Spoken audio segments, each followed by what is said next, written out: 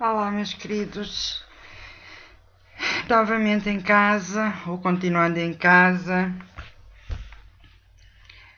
vamos ouvir histórias. Vamos continuar com as nossas histórias, vamos continuar com as nossas oficinas. Estamos juntos na mesma, estamos juntos de forma diferente, mas estamos juntos na mesma e daqui a nada vamos todos outra vez estar juntos na escola, na nossa escola.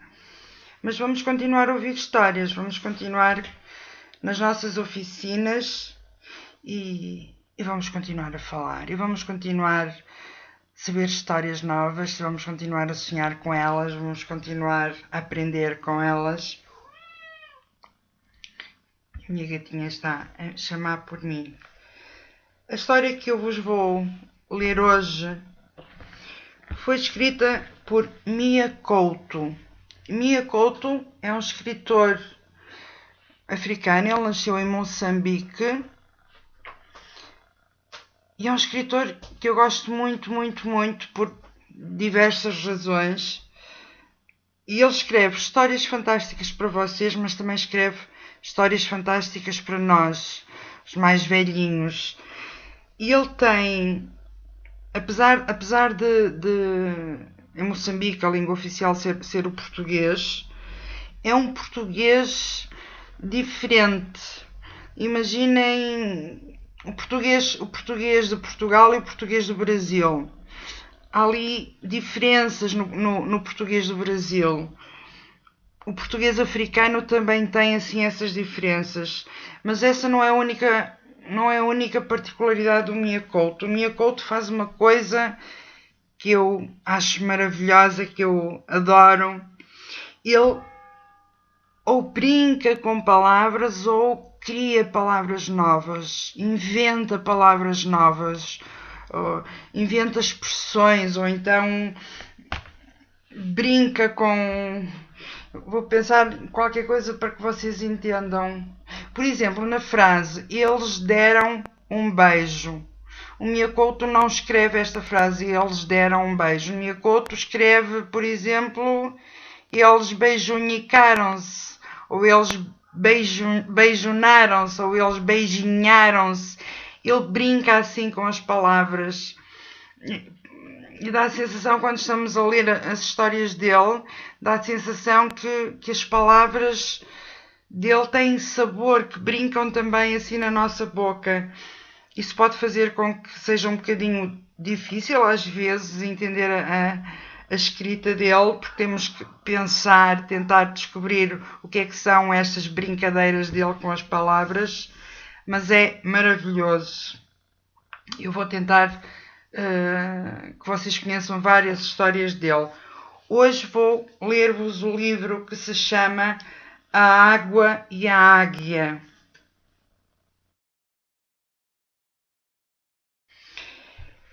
E é um livro cheio de magia,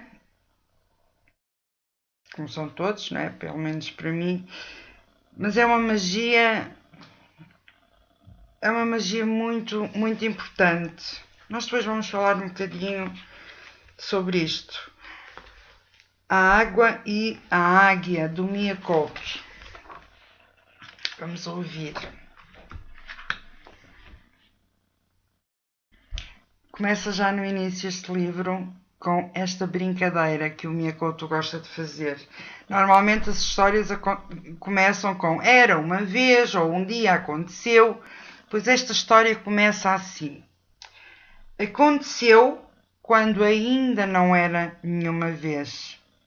Aconteceu quando ainda não era nenhuma vez.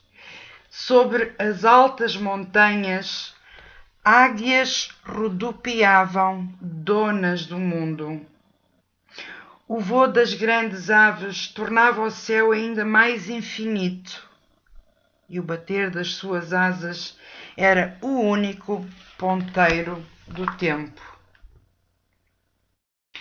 No fundo do vale corria um rio, o único rio que molhava as margens do mundo.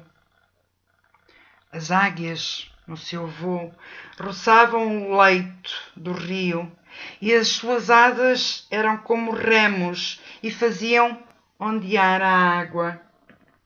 e era tanto voo que as águas ficavam leves, tão leves que por vezes se erguiam do seu chão. Sim, a água tem chão.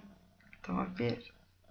Era então que o rio disputava o reino dos pássaros. O rio voava. Tudo fluía e se trocava, céu e terra, asa e casa, até que, certa vez, deixou de chover, sem aviso, sem explicação. A chuva esqueceu-se de acontecer. As nuvens passavam grávidas sob o rio, mas nenhuma gota se derramava por entre a areia seca. O rio emagreceu e tornou-se apenas um fio. E o voo das águias deixou de se espelhar nas águas. Assim, cresceu e multiplicou-se a sede, adoeceram as árvores e os bichos. As águias começaram a morrer e os corpos já sem vida tombavam dos céus, as penas arrancadas e varridas pelo vento. Dava pena ver tanta pena. Por outro lado, as plumas eram folhas secas, desenhando o inesperado outono no ressequido chão. Até que a mais velha das águias decidiu enfrentar aquela desgraça. Eis o que ela fez. Foi ao seu nome, águia, e devorou a letra I.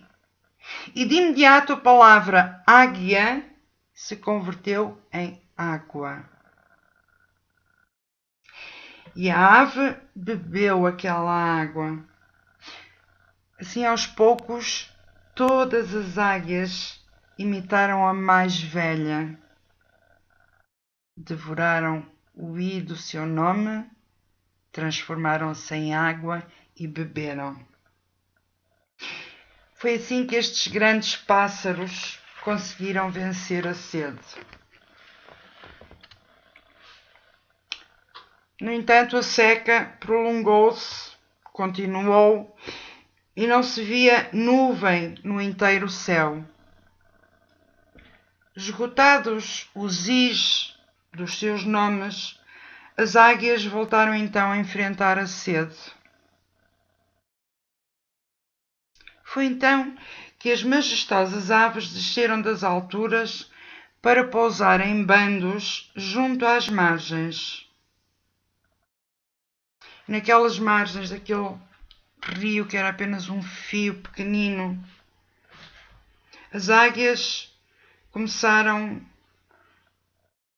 a comer o i do próprio rio. As águias haviam-se tornado golosas de letras. Ingenuamente acreditavam que as letras as curavam de morrer. O i curava-as da morte. Bastava verem a cabeça do i a emergir das águas para se lançarem vorazes sobre o leito do rio. Não sabiam que um rio nasce no Ré e desagoa no O. Entre a nascente e a foz deve haver uma vogal costurando esse princípio com o fim. Mas elas não sabiam esse alfabeto da vida. E foi tanta a voragem que aos poucos até mesmo essa pouca água foi desaparecendo. Então a gota tornou-se grão e o rio inteiro ficou sem as magritas vogais, sem os seus is. E a sede voltou a reinar. As aves pousaram então no seu próprio cansaço e mantiveram-se caladas como se elas próprias velassem o seu próximo fim. Não havia fio, nem rio, nem pio.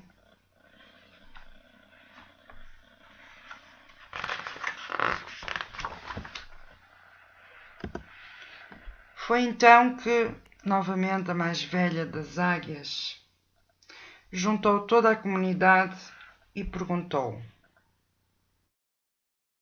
sabem o que é a letra I? Uma disse: é um pau espetado no abecedário.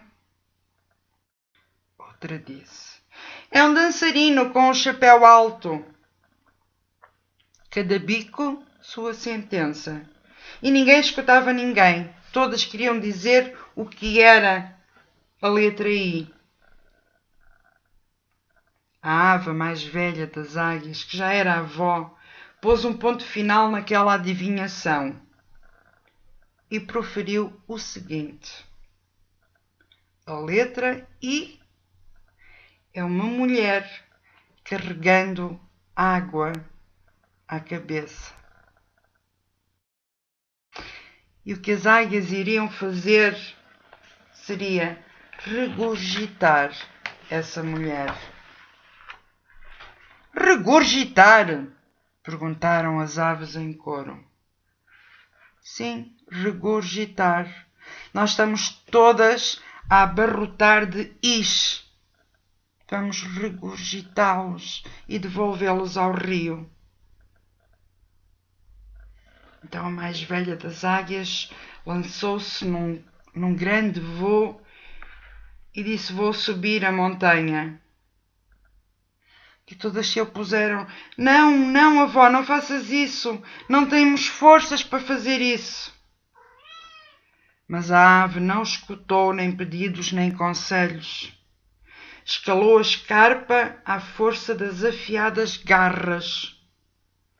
Deteve-se no cume e olhou para o céu para se recordar de como já invejara o branco voo das nuvens.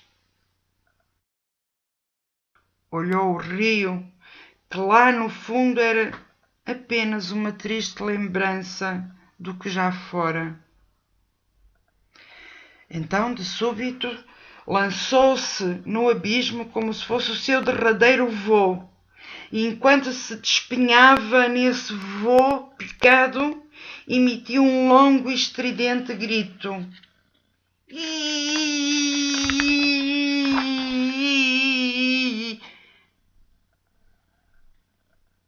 E eram letrinhas, trêmulas, aflitas, costuradas umas nas outras, como se fossem miçangas de um mesmo fio.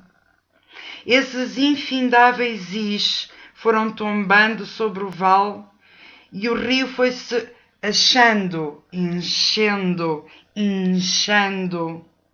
Uma corrente de is turbulenteou as margens e as águas se engravidaram de águas em tontas e tontas ondas.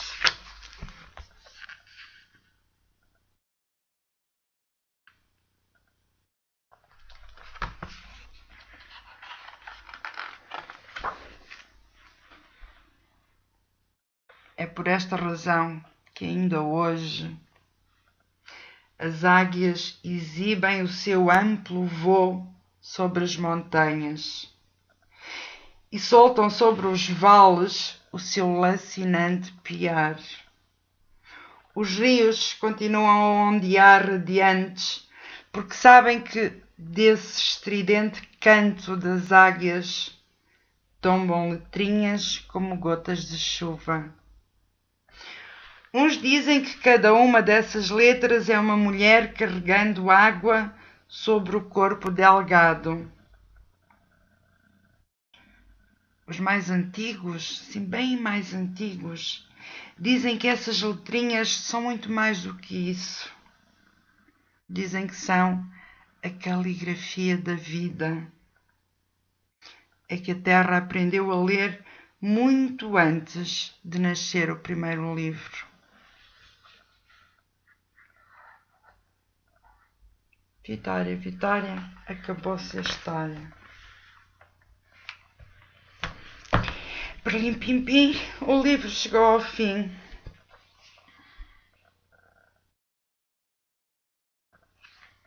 Mia Couto,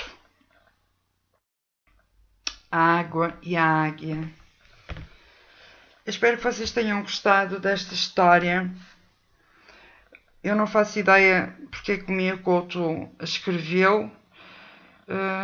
Eu sei que no continente africano a sede, a falta de água é uma realidade muito marcante. Há centenas e centenas de pessoas que não têm água, não têm acesso à água potável.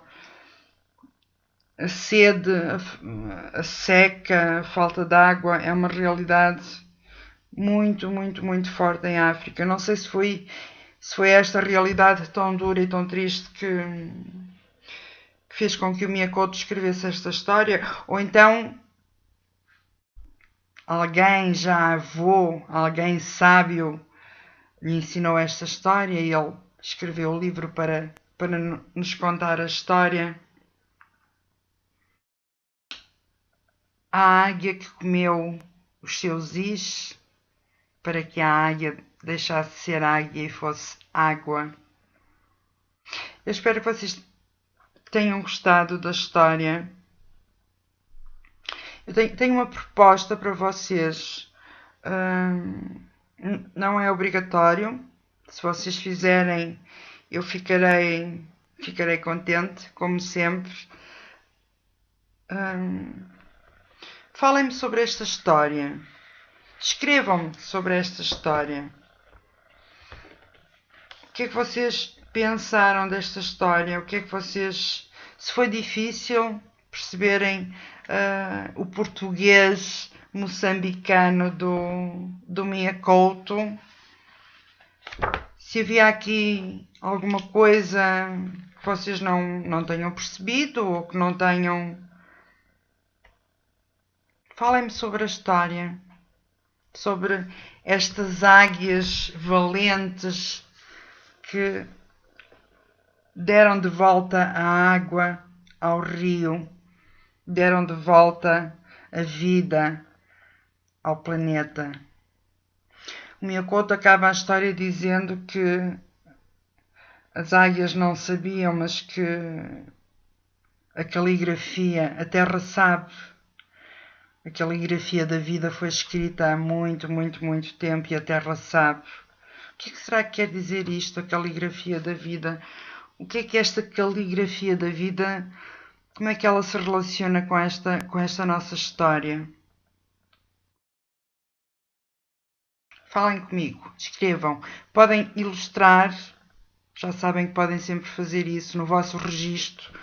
No fim, vão ter, como sempre, o nome do livro, o nome do autor, já sabem, é um registro que vocês têm que fazer no vosso caderninho, a oficina de leitura, qual foi o autor, qual foi a obra, a vossa opinião, já sabem que têm que fazer sempre isso. Espero que tenham gostado desta história difícil. Estão a ver, esta história, apesar de nos falar sobre uma realidade tão dura, também nos fala da solução, também nos fala da esperança. E eu escolhi esta história como a primeira história precisamente por causa disso. Porque apesar de nós estarmos outra vez em confinamento a lutar contra este vírus malandro que veio aqui sacudir as nossas vidas completamente, há esperança sempre, sempre, sempre. Há sempre. A caligrafia da vida vai resolver. Vamos ver como, mas ela vai porque ela é sábia, muito sábia. É assim como um avô que sabe já muitas coisas, muitas coisas. A água e a águia, Miyakoto. Espero que tenham gostado. Para a semana temos outra história nova. Vê se eu escolho assim uma história brincalhona, divertida, muito doida. Ou não. Também posso escolher uma história assim que vos obriga a pensar muito, muito, muito. Para a semana vocês veem. Uma semana muito feliz para vocês. Beijos grandes, grandes, grandes. Até breve. Divirtam-se. Estar em casa não quer dizer que tenha que ser tudo muito mau. Podem fazer imensas coisas divertidas. Olha, a minha gata está a chamar por mim outra vez. Beijos grandes, grandes, grandes. Até breve, até breve, até para a semana. Beijinho, beijinho, beijinho.